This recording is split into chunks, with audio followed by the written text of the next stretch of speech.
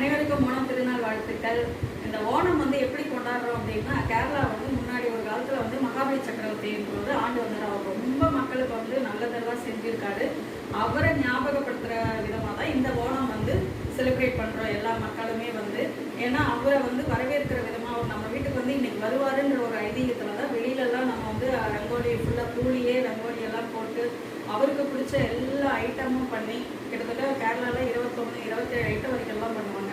26 item பண்ணி இன்னைக்கு வந்து அதை வந்து கொண்டாடுறாங்க. இதுதான் ஓணத்தோட வரலாறு. இன்னைக்கு நம்ம வந்து ஒரு புது ஐட்டம், தமிழ் மக்களுக்கு இது அவ்வளோ தெரியாது.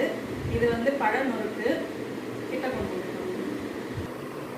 பழநொறுக்கு இதனோட பேர் வந்து சாதாரணமாக வந்து எப்படின்னா ஓணம் அன்னைக்கு மார்னிங் வந்து மேக்ஸிமம் பிரேக்ஃபாஸ்ட்டாக இதை பண்ணிடுவாங்க. ஏன்னா நிறைய வேலை இருக்கும், அடுத்தடுத்த வேலை செய்யணும்னும் போது பிரேக்ஃபாஸ்ட் பண்ணுற டைமில் வரும்போது இதை செஞ்சு இதோட ஒரு பப்படம் வச்சு கேரள மக்கள் வந்து இதை சாப்பிடுவாங்க.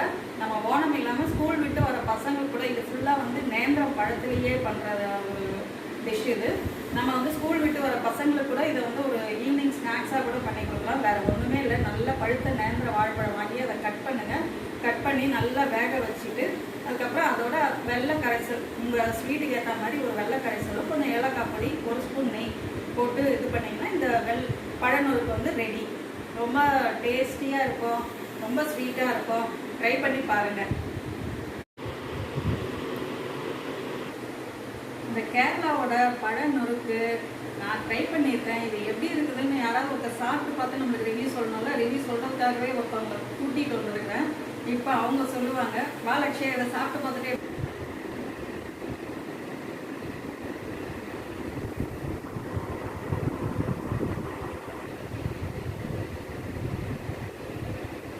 லக்ஷ்யா எப்படி இருக்கு? ஆனஸ்டா சொல்லு. நல்லா இருக்குல்ல?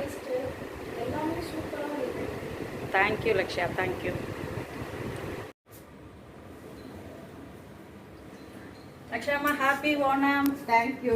Happy Onam. Thank you very much. சூப்பருங்க, நிறைய ஐட்டம் பண்ணியிருக்கீங்க. அவியல் இருக்கு.